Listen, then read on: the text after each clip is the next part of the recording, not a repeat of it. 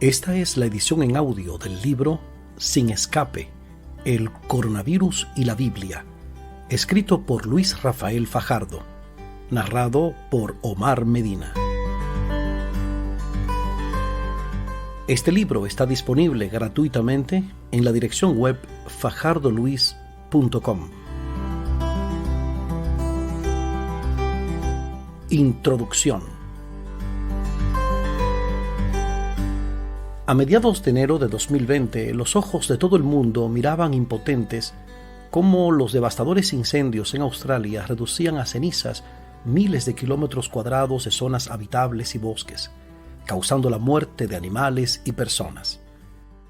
Mientras esto ocurría, algunos contuvieron el aliento expectantes por conocer cómo acabaría la tensión entre los Estados Unidos e Irán. Todo parecía indicar que aquello sería el inicio de una guerra de consecuencias impredecibles. En este contexto apareció una noticia que parecía no ser muy relevante. Se trataba del brote de un tipo de gripe en Wuhan, una ciudad del centro de China, quizás desconocida para la mayoría de nosotros.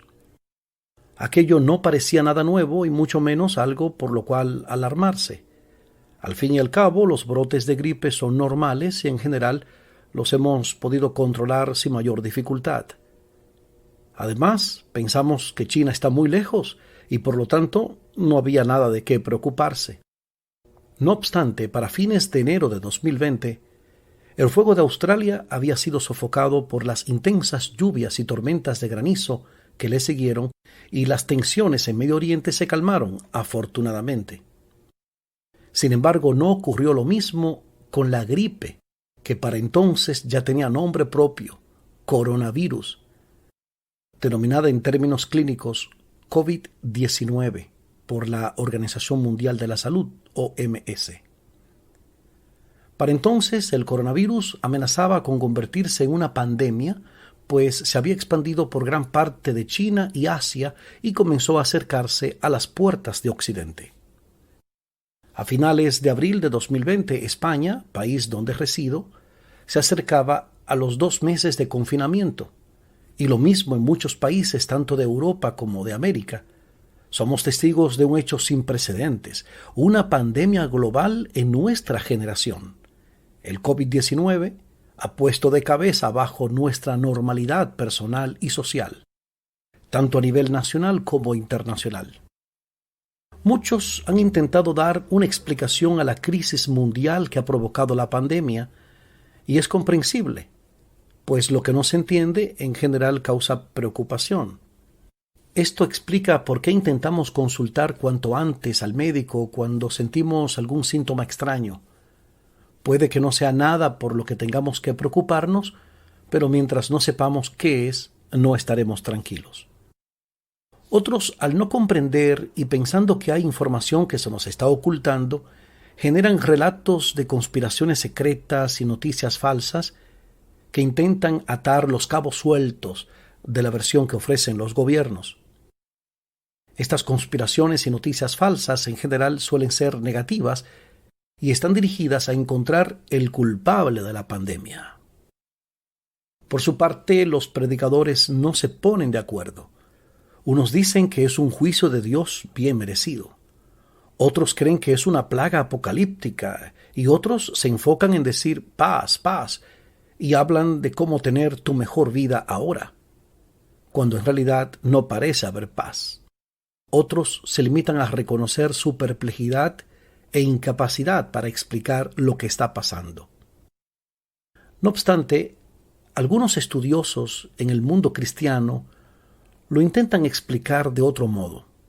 Para ello, separan el mal en 2 grandes categorías, el mal moral y el mal físico o natural. Por el primero, se entiende que todo lo malo tiene su origen en el ser humano, las guerras, las injusticias, los abusos de poder, etc. Por otro lado, el mal natural abarca todo aquello que causa sufrimiento y no tiene un origen en el ser humano, como los desastres naturales, muchas enfermedades, etc. Siguiendo esta clasificación, se asume que el COVID-19 es un mal natural. Somos conscientes de que es algo aún por demostrar, pero hasta ahora las evidencias señalan un origen natural, siendo clasificada como una zoonosis, es decir, una enfermedad transmitida desde los animales a las personas. Sin embargo, la Biblia indica que tanto el mal moral como el natural tienen un origen común, el pecado, que comenzó en el cielo con Lucifer y luego siguió en la tierra a través de la caída de Adán y Eva.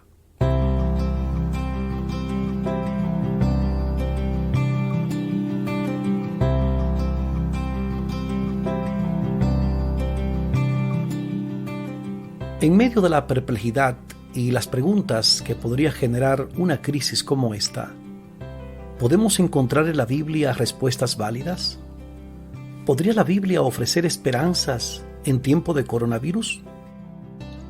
¿Hay alguna profecía cuyo cumplimiento podemos asociar con la presente crisis? En definitiva, ¿ofrece la Biblia pautas precisas sobre cómo hacer frente a la actual pandemia? El propósito de esta obra es presentar qué dice la Biblia y entender cómo lo podemos aplicar a la crisis que estamos viviendo estos meses. Explicar dónde se ubica una tragedia como el coronavirus en la cosmovisión bíblica. Además, descubrir qué tiene que decir la Biblia sobre quién es el causante, qué podemos hacer para detenerlo y cómo podemos mantener la esperanza durante la crisis y más allá de la misma. Permíteme darte la bienvenida a este maravilloso recorrido de exploración por toda la Biblia, en busca de las pistas del coronavirus. Espero que disfrutes del camino y que a medida que nos acerquemos al final, encuentres las evidencias suficientes para comprender dónde encaja esta pandemia en el marco bíblico. Si esta crisis te ha provocado miedo, espero que tu temor sea transformado en fortaleza y paz. Si por el contrario te sientes seguro y confiado en Dios, esta obra te ofrecerá motivación y herramientas para compartir tu esperanza.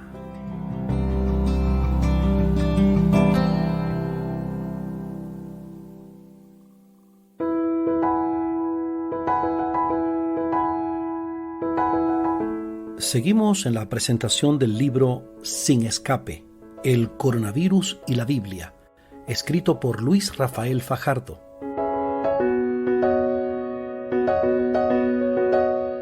Este libro está disponible gratuitamente en la dirección web fajardoluis.com.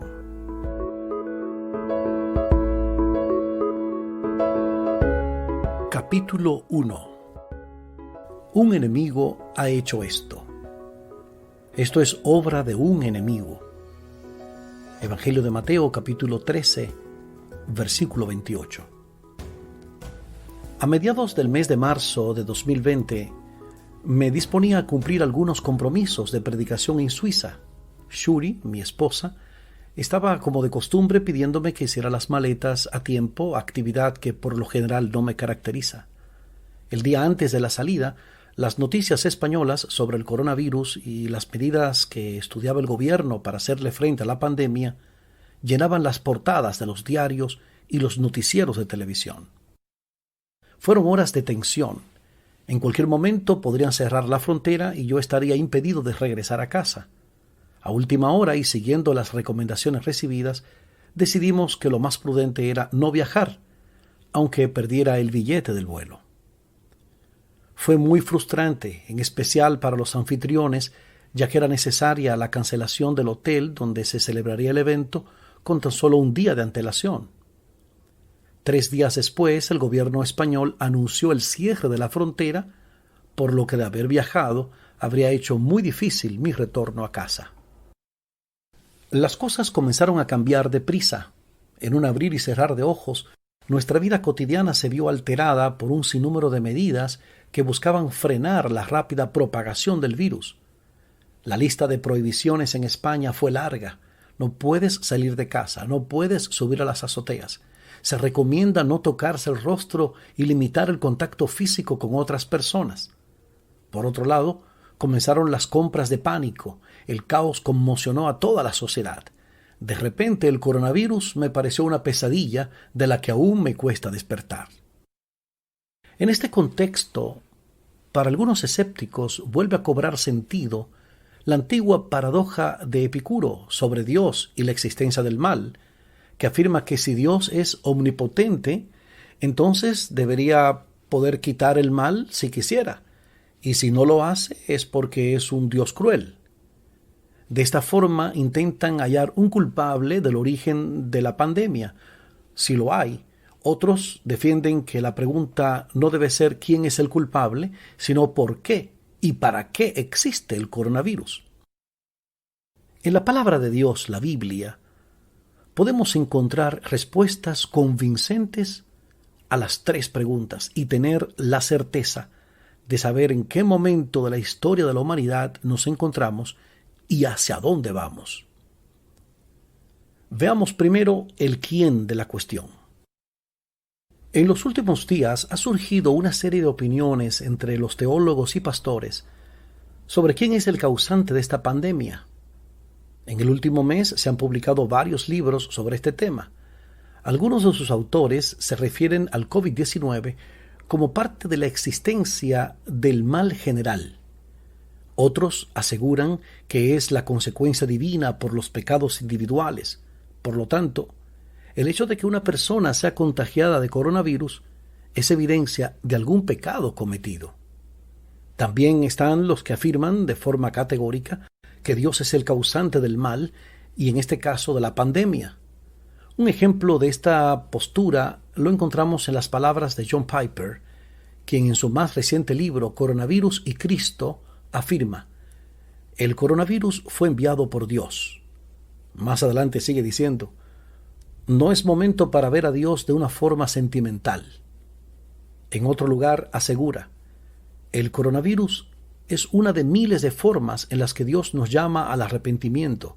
De hecho, todos los desastres naturales, ya sean inundaciones, hambrunas, langostas, tsunamis o enfermedades, son llamados dolorosos y clementes de Dios a que nos arrepintamos. Sin embargo, la Biblia no apoya este punto de vista. Dios es soberano y tiene control de todo. No obstante, Él no es el originador de las calamidades humanas. Si el sufrimiento tiene su origen en Dios, lo que sucedió con Jesús en la cruz no fue un asesinato, sino un suicidio, pues Jesús era Dios con nosotros. El apóstol Pedro es claro en este sentido, porque Cristo murió por los pecados una vez por todas, el justo por los injustos, a fin de llevarlos a ustedes a Dios. Él sufrió la muerte en su cuerpo, pero el Espíritu hizo que volviera a la vida. Primera carta del apóstol Pedro, capítulo 3, versículo 18. Estamos en guerra. La Biblia asegura que el mundo es el escenario de un conflicto entre Dios y sus ángeles versus Satanás y sus demonios. El inicio de esta crisis lo describe el libro de Apocalipsis del siguiente modo: se desató entonces una guerra en el cielo. Miguel y sus ángeles combatieron al dragón. Este y sus ángeles, a su vez, les hicieron frente, pero no pudieron vencer, y ya no hubo lugar para ellos en el cielo. Así fue expulsado el gran dragón, aquella serpiente antigua que se llama Diablo y Satanás, y que engaña al mundo entero, junto con sus ángeles, fue arrojado a la tierra. Apocalipsis capítulo 12, versículos 7 al 9. El texto deja claro que la guerra iniciada en el cielo continúa aún con mayor intensidad aquí en la tierra, y que el enemigo de Dios intenta engañar a todo el mundo.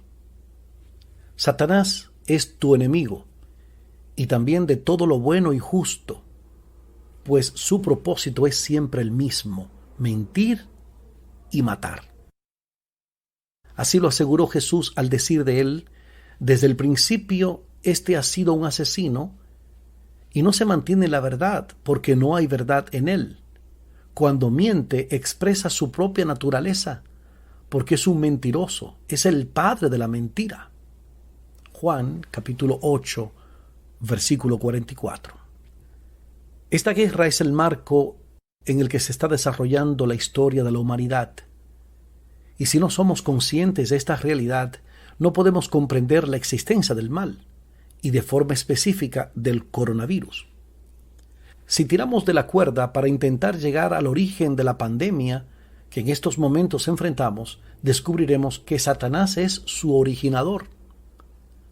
Antes de ir más adelante hablando sobre la guerra en la que la humanidad está envuelta, es esencial explicar en qué consiste el plan de salvación, que es parte esencial del gran conflicto. El plan de salvación. Dios creó a la humanidad y les concedió posibilidad de libre elección. Haciendo un mal uso de esta libertad, eligieron creer en la mentira de Satanás. De este modo la humanidad dio la espalda a Dios. El pecado abrió un abismo de separación entre Dios y su creación. Isaías capítulo 59, versículo 2. En su infinito amor, Dios estableció un plan para volver a unir a la humanidad con Él. Todo esto, la nueva vida, proviene de Dios, quien por medio de Cristo nos reconcilió consigo mismo. Segunda carta del apóstol Pablo a los Corintios, capítulo 5, versículo 18. Ahora, ¿fue el propósito del sacrificio de Jesús salvar a los predestinados para salvación? O sea, a los salvos, u ofrecer salvación a los perdidos. Jesús mismo respondió a esta importante cuestión. No son los sanos los que necesitan médico, sino los enfermos. Yo no he venido a llamar a justos, sino a pecadores. Evangelio de Marcos, capítulo 2, versículo 17. El apóstol Pablo más adelante dijo: este mensaje es digno de crédito y merece ser aceptado por todos, que Cristo Jesús vino al mundo a salvar a los pecadores, de los cuales yo soy el primero. Primera carta del apóstol Pablo a Timoteo, capítulo 1, versículo 15. El plan de salvación trasciende el aspecto físico de la persona. Por supuesto, Dios quiere que tengamos salud física, pero aún más desea que obtengamos la vida eterna. Dios no es conformista, Él quiere que seas feliz en el cielo por toda la eternidad. Este doble deseo de Dios, que tengamos salud y que seamos salvos, se puede entender de las palabras del apóstol Juan dirigidas a Gayo.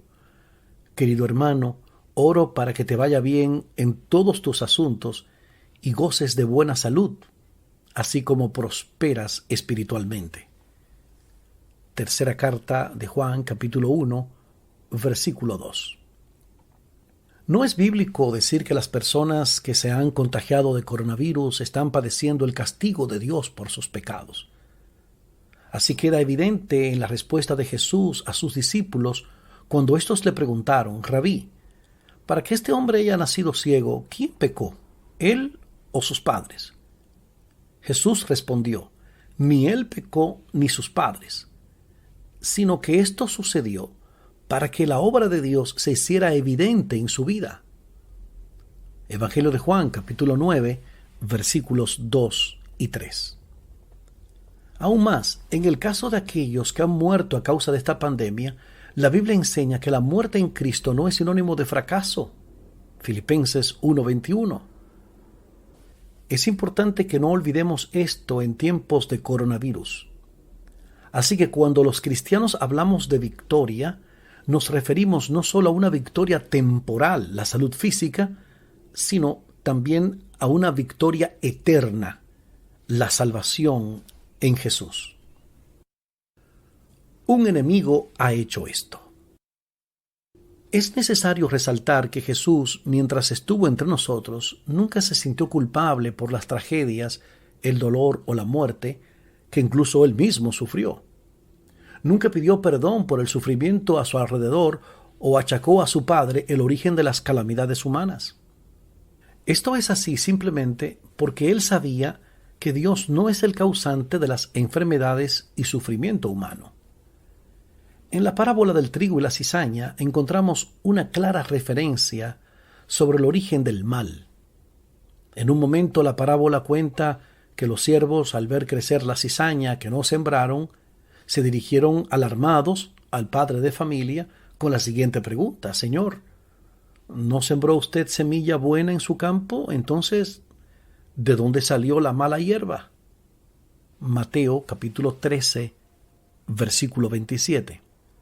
Los siervos confiaban en la experiencia del dueño del campo para hallar una explicación a esta calamidad, pues nadie conocía mejor aquella tierra que su propio dueño. En la respuesta dada por el padre de familia, se explica quién sembró la mala cizaña. Él respondió: esto es obra de un enemigo. Mateo capítulo 13, versículo 28. Más adelante Jesús explica la parábola e identifica quién es este adversario. El enemigo que la sembró es el diablo. Mateo 13, 39. De ángel a demonio, la transformación de Lucifer. Antes de continuar, es necesario hacer un paréntesis para explicar cómo es posible que un enemigo tenga la posibilidad de plantar cizaña en el campo de Dios. Para esto debemos tener en cuenta algunas verdades que la Biblia revela. La primera de ellas es que Satanás es una criatura de Dios en rebelión contra él. El profeta Ezequiel, en la reseña que hace sobre el rey de Tiro, revela cómo era la apariencia de este ángel recién creado por Dios. Eras un modelo de perfección, lleno de sabiduría, de hermosura perfecta. Estabas en Edén, en el jardín de Dios, adornado con toda clase de piedras preciosas: rubí, crisólito, jade, topacio, cornalina, jaspe, zafiro, granate y esmeralda. Tus joyas y encajes estaban cubiertas de oro y especialmente preparados para ti desde el día en que fuiste creado. Fuiste elegido querubín protector, porque yo así lo dispuse. Estabas en el santo monte de Dios y caminabas sobre piedras de fuego. Desde el día en que fuiste creado, tu conducta fue irreprochable, hasta que la maldad halló cabida en ti. Ezequiel capítulo 28, versículos 12 al 15. En segundo lugar, es necesario comprender que la motivación de Dios para crear a los ángeles y a la humanidad fue el amor. En respuesta, Dios desea ser amado por sus criaturas. Pero para que este amor sea genuino, la criatura debe tener libertad para elegir amar o no amar. Esto es lo que conocemos como libre albedrío o voluntad. Esta libertad no fue concedida solo a los seres humanos, sino a todos los seres inteligentes que Dios creó. Por lo tanto, los ángeles también tienen capacidad de elegir amar a Dios o no. Y al igual que nosotros, pueden ejercer la voluntad para beneficiar o perjudicar a otras criaturas. Satanás, la primera y más poderosa de estas criaturas, usó su voluntad y su libertad para rebelarse contra Dios.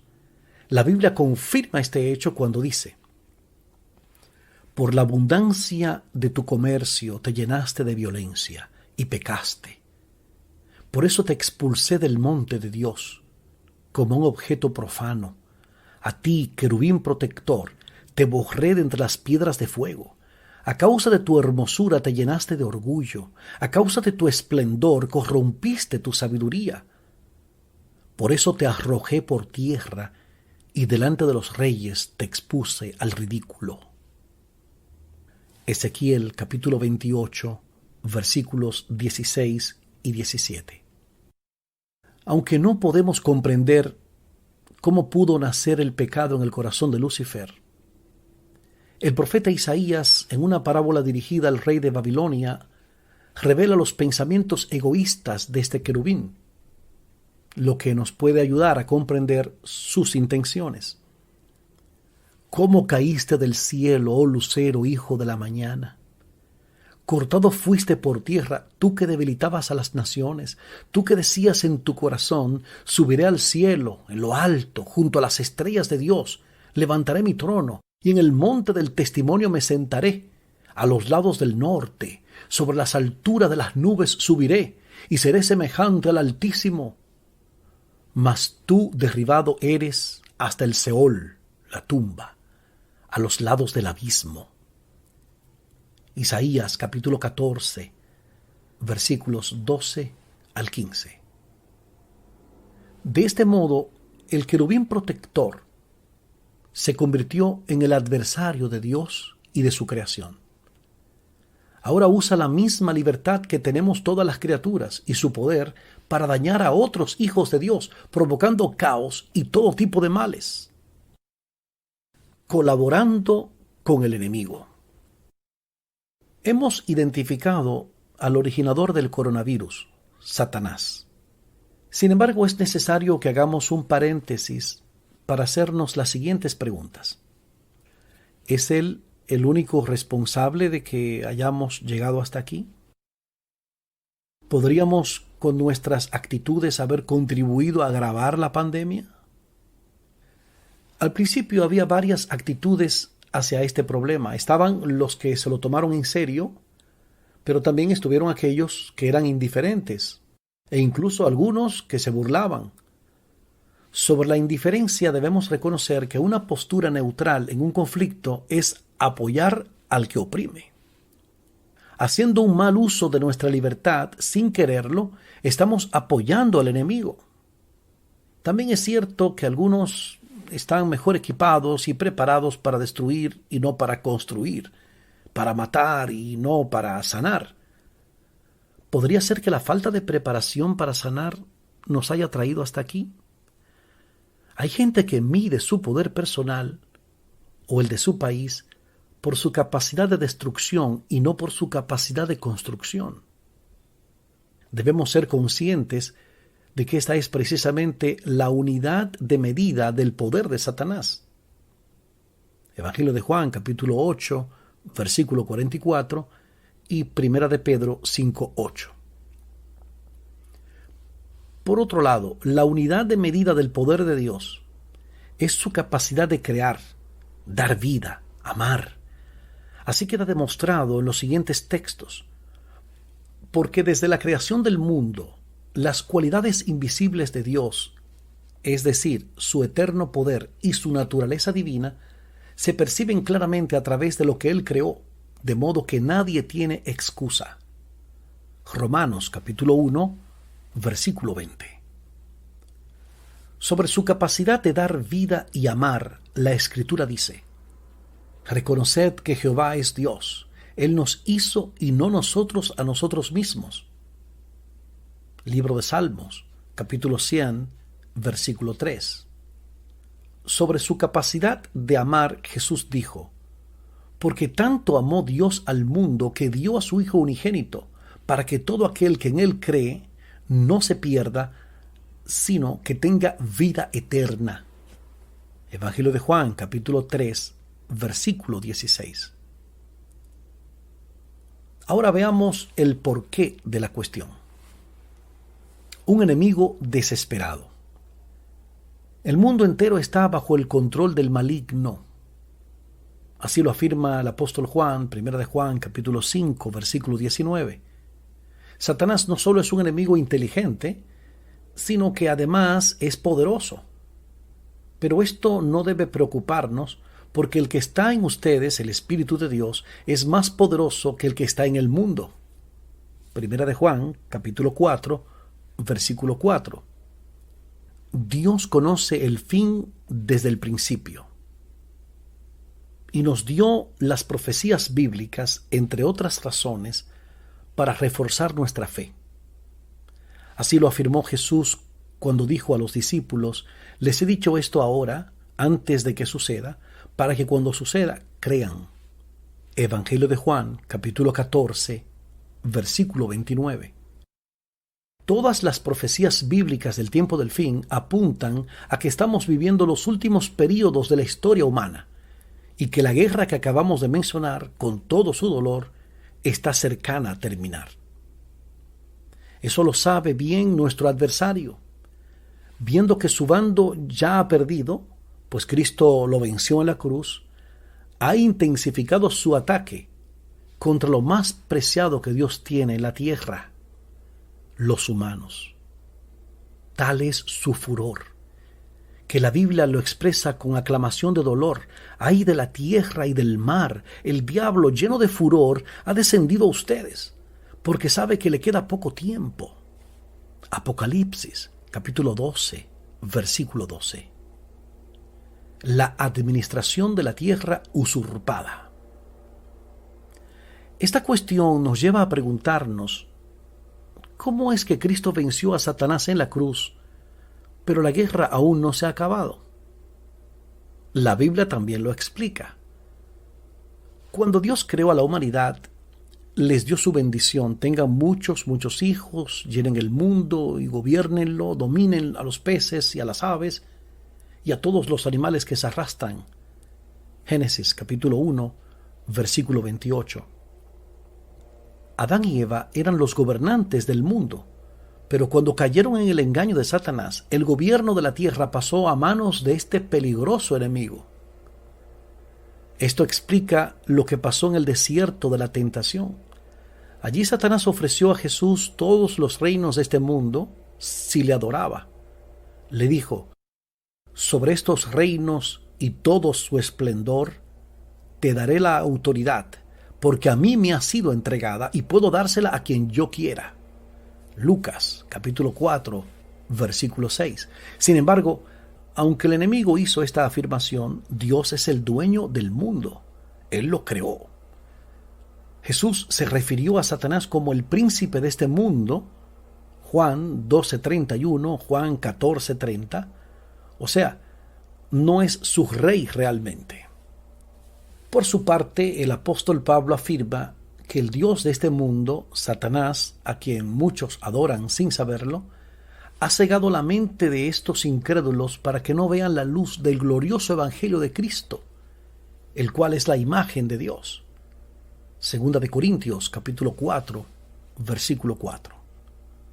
Un enemigo condenado. Es importante no olvidar que la salvación de la humanidad se hizo a precio de la sangre de Jesús. Esto queda claro a través del Nuevo Testamento. Veamos algunos textos. El apóstol Pablo afirma: ustedes fueron comprados por un precio, por tanto honren con su cuerpo a Dios. Primera de Corintios capítulo 6, versículo 20.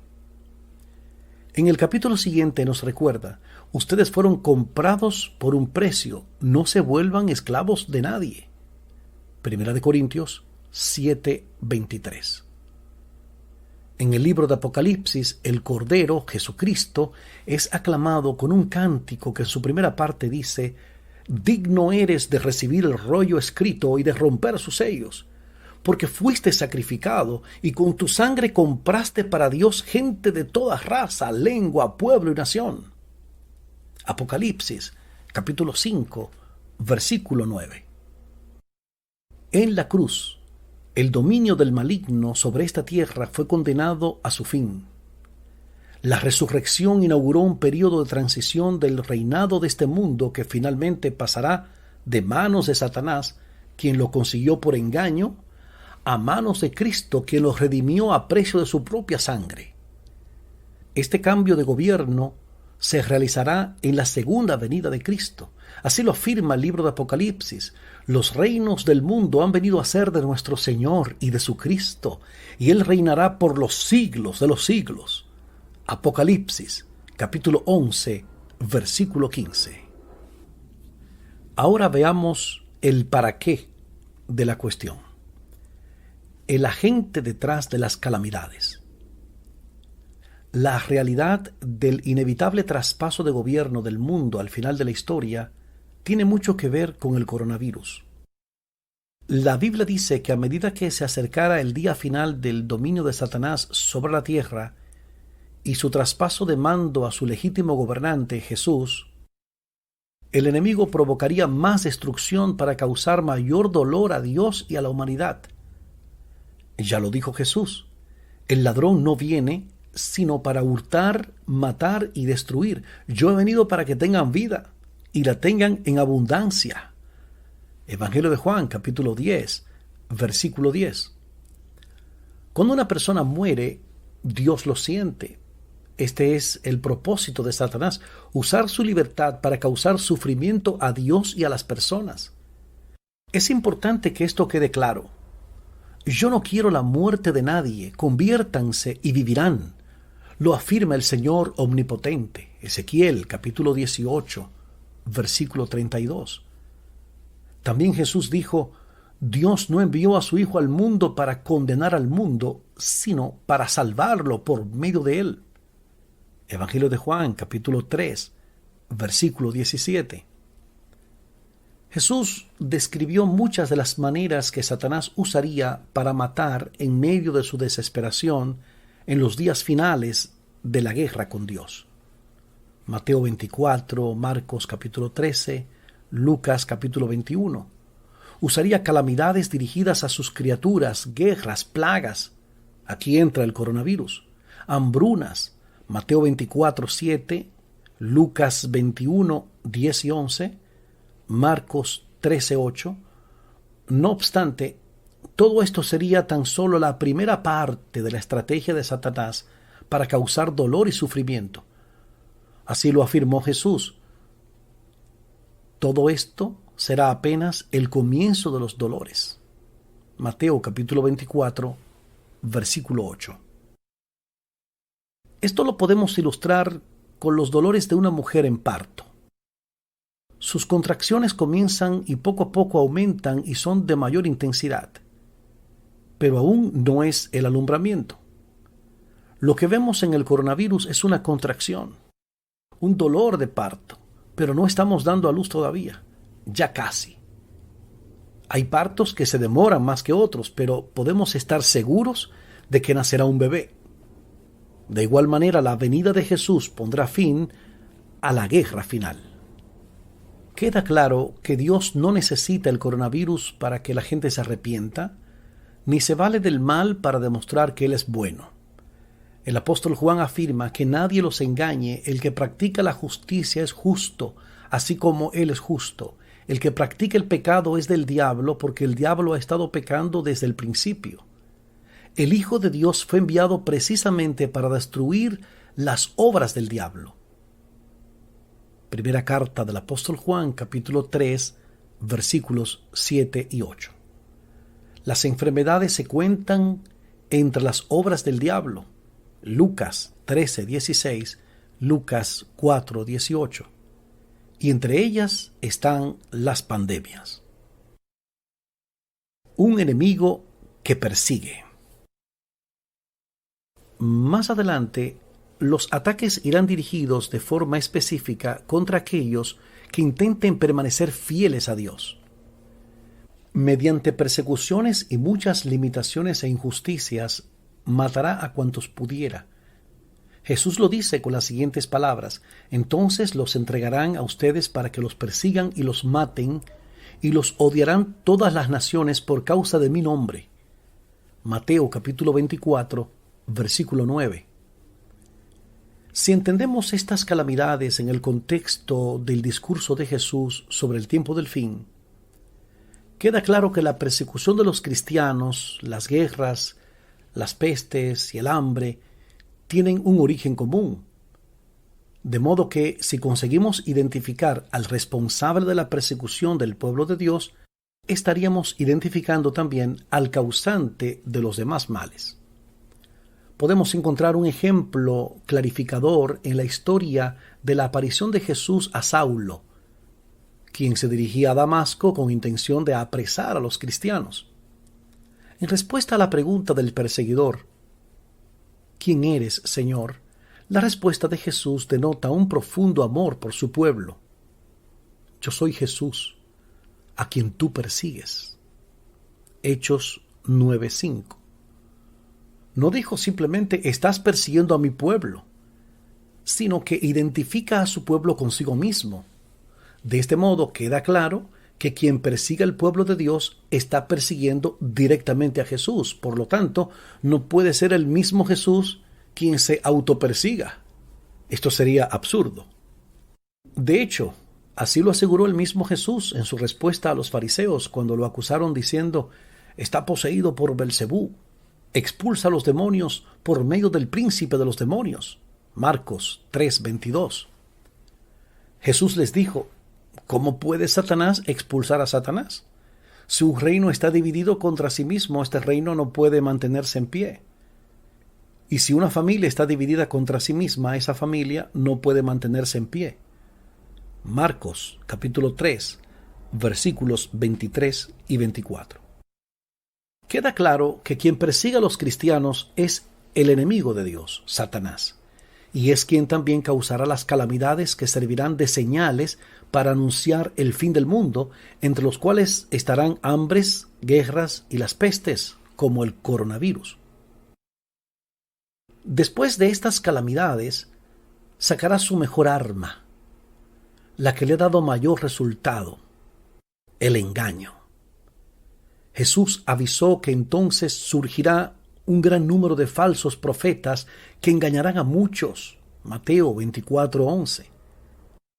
Pero no hemos de temer, porque tal como dice la Escritura, el Espíritu Santo nos dará la fuerza necesaria para mantenernos firmes en la verdad, de manera que su poder cambiará nuestra debilidad por fortaleza. Jesús fue claro al decir: es necesario que esto suceda, pero no será todavía el fin. Mateo capítulo 24, versículo 6. No obstante, nos da la certeza de que como Él venció, nosotros también venceremos. Así lo aseguró cuando dijo: yo les he dicho estas cosas para que en mí hallen paz. En este mundo afrontarán aflicciones, pero anímense, yo he vencido al mundo. Evangelio de Juan, capítulo 16, versículo 33. Cristianos como el sándalo. Jesús aseguró que aún en medio de la terrible persecución, el mensaje del Evangelio sería predicado al mundo e incluso en los palacios de gobierno.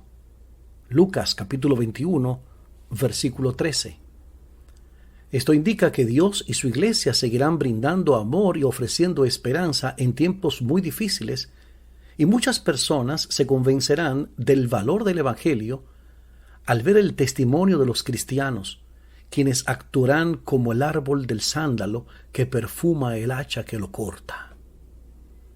Esto se ha repetido a través de toda la historia del cristianismo, pues en medio de las más duras crisis y persecuciones, Dios ha fortalecido a los cristianos para llevar el mensaje de paz y esperanza al mundo, tal como lo hizo Jesús. Más adelante conoceremos varios ejemplos que muestran este compromiso cristiano. El mensaje de Jesús no siempre ha sido comprendido. No debemos olvidar que Jesús también sufrió persecución. Él mismo dijo: recuerden lo que les dije, ningún siervo es más que su amo. Si a mí me han perseguido, también a ustedes los perseguirán. Juan capítulo 15, versículo 20. No solo debemos ser cristianos por la bendición, somos llamados a ser luz y sal del mundo. Mateo 5, 13 al 15. Tanto en tiempos buenos como en tiempos difíciles. Se ejecutará sentencia. La Biblia indica de forma clara que Dios está haciendo un esfuerzo sobrehumano, nunca mejor dicho, para que todos acepten la salvación dispuesta en Jesús, pues no se alegra por la muerte de nadie, ni siquiera por aquellas personas que consideramos malas. ¿Sabes por qué? Porque Dios no tiene sobrinos, ni nietos, ni ahijados.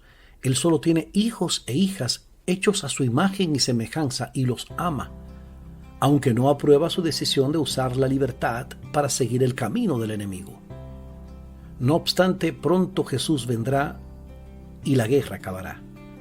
También llegará el fin de Satanás y todas sus injusticias.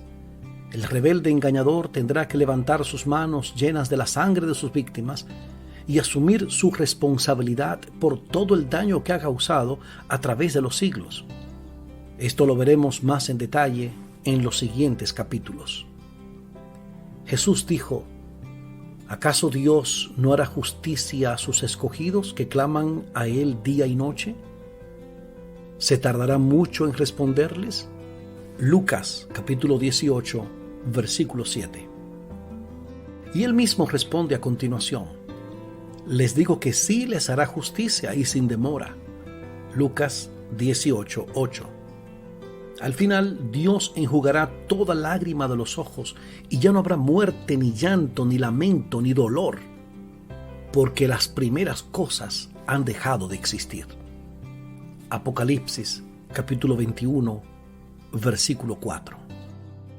Hemos visto que Dios no es responsable por el coronavirus y no quiere que suframos. Sin embargo, podrían surgir otras preguntas.